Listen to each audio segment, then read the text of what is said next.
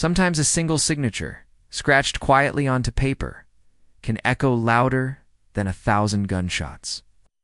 In 1930, there were no tanks rolling through Europe, no dictators screaming into microphones, no marching boots shaking the streets of Berlin. There was only ink, drying slowly on a document passed through the halls of American power. A tariff, a technical fix, a domestic policy meant to protect farmers and factories back home.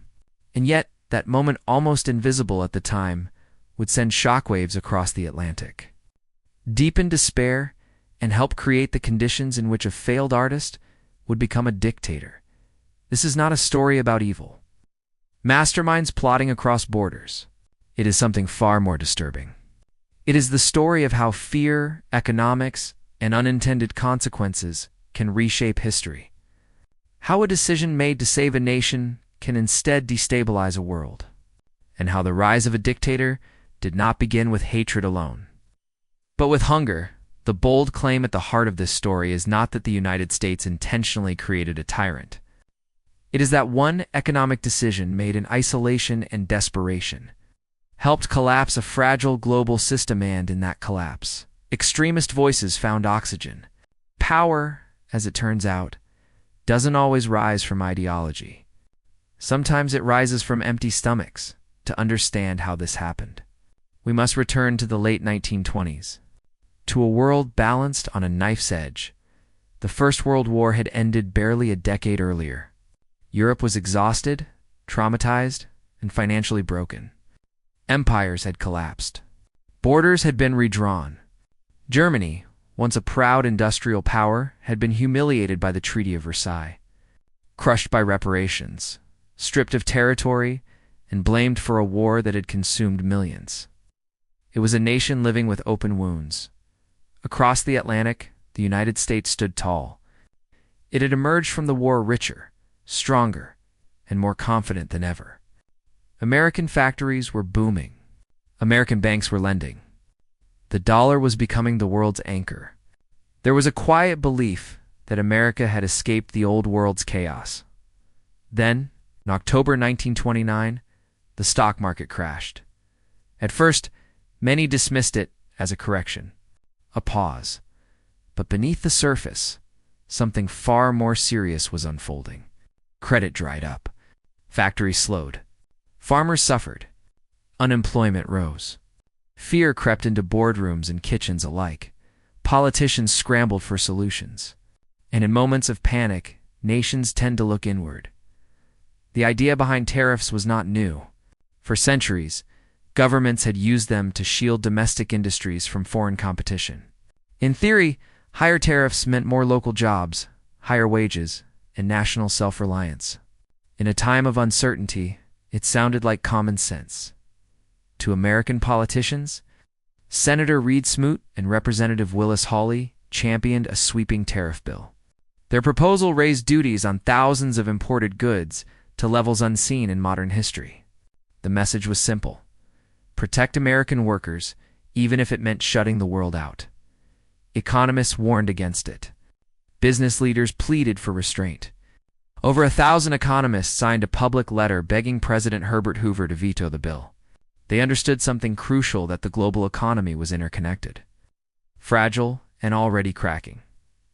Hoover hesitated, but pressure mounted. Farmers demanded relief. Politicians feared backlash, and in June 1930, the president signed the Smoot-Hawley Tariff Act into law. At home, the reaction was muted. Few Americans felt immediate relief, but abroad, the response was swift and devastating. Other nations retaliated. Trade collapsed. Global commerce shrank by more than half in just a few years. What had been a recession hardened into a depression. And nowhere was the impact more catastrophic than in Germany.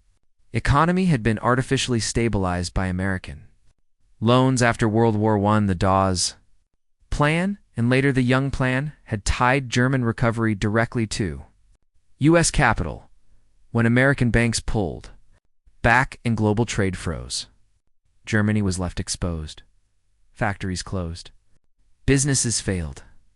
Unemployment soared. By 1932, Nearly 1 in 3 German workers was jobless. Families starved. Pride dissolved into humiliation. Democracy, still young and fragile in the Weimar Republic, began to look weak and incapable. This was the environment in which Adolf Hitler rose. Hitler did not invent Germany's suffering. He exploited it. He did not create despair. He named it, weaponized it, and offered an enemy to blame: Jews, communists, foreign powers. The Versailles System. Global finance. Economic collapse gave his rhetoric credibility. Hunger gave his promises urgency.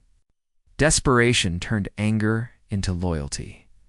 The turning point came not when Hitler shouted louder, but when the system around him failed completely.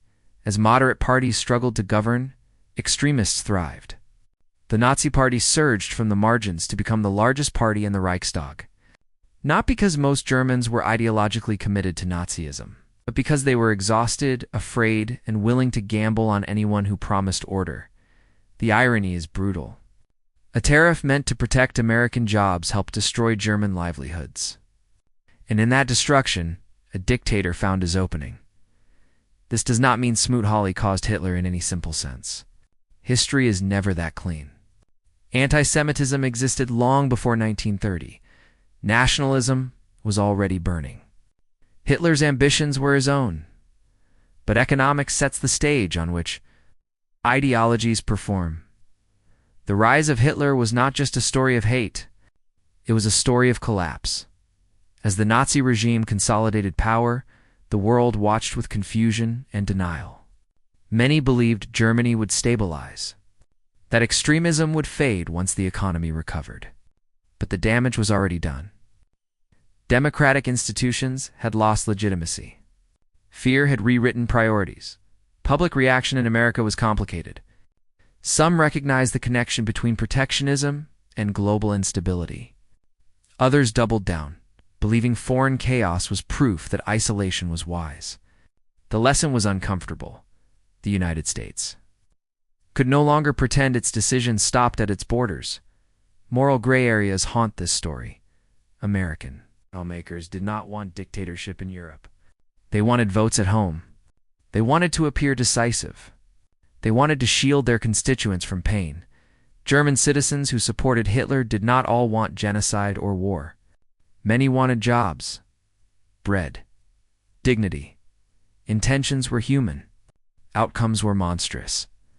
As the 1930s progressed, the world slid toward catastrophe. Trade wars became shooting wars. Economic nationalism morphed into military expansion. The same logic as versus them now carried guns instead of tariffs. Smoot-Hawley was eventually recognized as a mistake. The United States reversed course in later years, embracing trade agreements and global cooperation. But by then, the damage was irreversible. The dictator had already been created not by one law alone, but by a chain reaction that began with fear and ended with fire. The legacy of that tariff still lingers. Every time a nation faces economic crisis, the temptation returns. Close borders, raise walls, blame outsiders, promise safety through separation. The language changes. The impulse does not. Modern economists still point to Smoot-Hawley as a cautionary tale. Not because trade should be unregulated, because the world is too connected for isolation without consequence. Germany would eventually recover, but only after unimaginable destruction. Tens of millions dead. Cities reduced to ash. A moral reckoning that still haunts humanity. The man who became dictator did not rise from nothing. He rose from conditions created by fear, humiliation, and economic collapse, conditions intensified by decisions made far from Berlin, by people who never imagined his face. The camera lingers on old footage. Empty factories, bread lines, men in suits signing papers, a crowd cheering a man who promises greatness, and the final reflection settles in, quiet and unsettling. History is not shaped only by villains. It is shaped by ordinary decisions made under pressure, by leaders choosing the immediate over the long term, by nations forgetting that power, once unleashed, does not respect borders. The 1930 tariff did not pull a trigger. But it helped load the gun, and the question it leaves us with is one we still struggle to answer today, when fear guides policy. How many unseen consequences are already on their way toward becoming history?